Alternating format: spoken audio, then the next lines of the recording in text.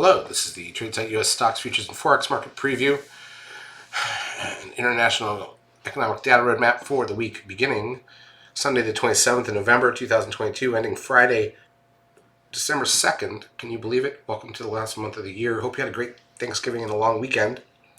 Always my favorite weekend of the year. It's the only time we get 5 days off TradeSite, basically, because Wednesday's a bust, Thursday's a holiday, Friday's a half day. We don't trade, Saturday, Sunday. So, it was great. Hope everybody had a good time. Here's the dollar index daily chart. As you can see, we're sitting right on the red static trend line. We've been here for a bit. Very solid. Interesting how that works, right? That's such a big technical level that most people don't understand. Let's go through the major daily charts of the Forex pairs, the euro dollar, the inverse of the dollar index, 9 bars up. But that's it so far. Dead flat the last 2 weeks. Pound dollar, mostly flat, 1 day up this last week. We'll look at that in a minute. The Aussie dollar also flat for the last month, and then the pound yen has been flat for 6 months. If I go to the 30-minute candles of these things, here's the week on the pound. And remember, again, we were closed on Thursday in the U.S., so it was kind of a bust, and Friday the half day, and that was a bust. But range for the week is still 350 pips, which isn't horrible, but the whole thing was really on Wednesday, right? That's just what happened. That's the pound. The euro dollar, about 200, just over 200 pips, and again Thursday and Friday were a bust. So it is what it is. All right, let's go through the stock market. Here's the ES front month futures contract. It's the daily chart of the broad market futures form. We are 10 bars up. So let's keep an eye on this, because we could get a sell signal at 13 pretty soon. And if we get it up near that green static, if we happen to move up like 200 points or 150 points, and we get it near that green static trend line, that gets pretty interesting, right? So we'll see. I mean, that would be a good options play if we get up there, I'm sure, to play the short side of that on the seeker sell signal.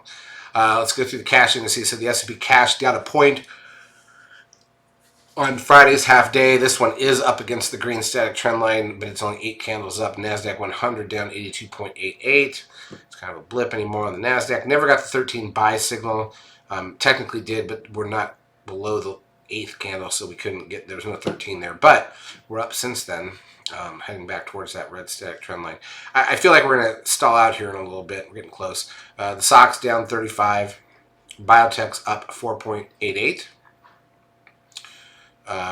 So it is what it is. The Russell 2000 up 5.67, which is fine. The crude oil down 2.11. New lows on crude. So gas prices coming back in here. That's a great sign, obviously. Bad if you think of it as a weak economy, so bad nobody wants to use oil. Good if you want to look at the price of the pump. Gold down $4.70. That's fine. Advanced decline ratio on the NASDAQ plus 721, so more stocks up than down. On the New York plus 793, so again, more stocks up than down, although middling. And again, it was the Friday half day.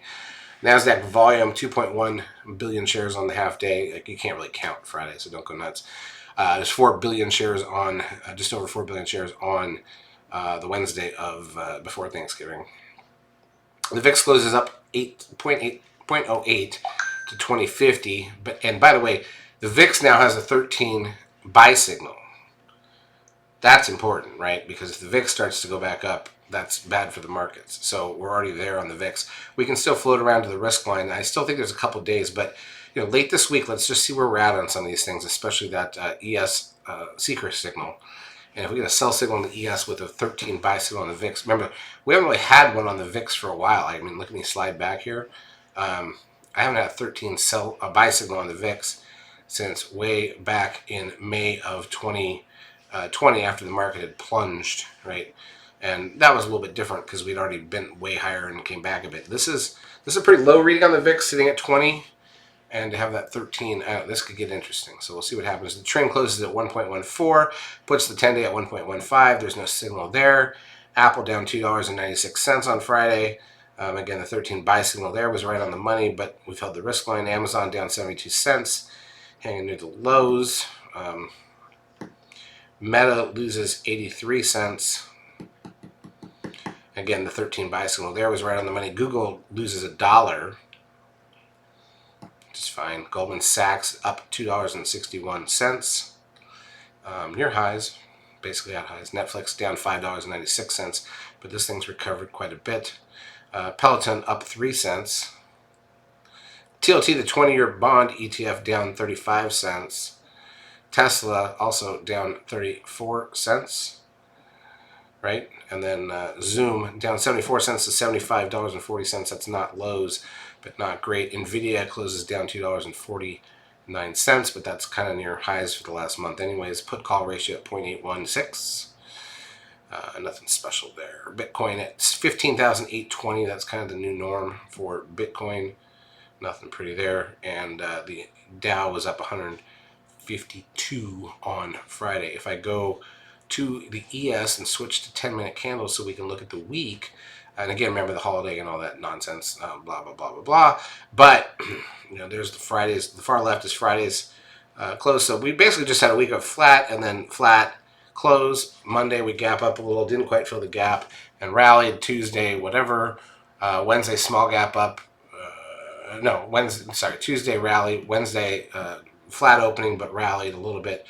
Thursday was the holiday, and Friday was just the dead flat day. So, it's uneventful, but it was a positive week. And as I said going into last week, the week of Thanksgiving is typically a positive for the markets. So it is what it is. In terms of the calendar coming out in the week ahead in the U.S. data, we've got the Fed members speaking on Monday, but nothing else.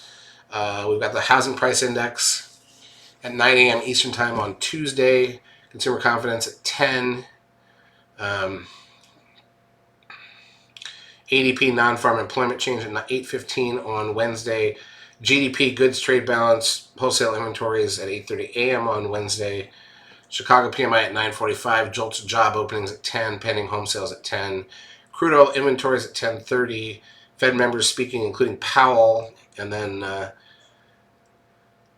on Thursday, a lot of data out of the European bloc, final manufacturing PMI numbers from all the countries. Challenger job cuts here in the U.S. Core PC price index, weekly initial and continuing jobless claims numbers at 8:30, along with personal income and spending on Thursday. More Fed members speaking. Final manufacturing PMI, ISM manufacturing PMI, construction spending, ISM manufacturing prices. We've got natty gas at 10:30, and that's it. And then on Friday, the unemployment rate, which is one of our big three, that's going to be December. Now, keep in mind, month-end statements print on Wednesday, so things may slow down for that, but other than that, it should be, whatever for a week. Charts as usual brought to you by eSignal. If you've not yet taken the trial of our services, feel free to do so. We will help you out for a couple weeks. Have a great trading week and happy December.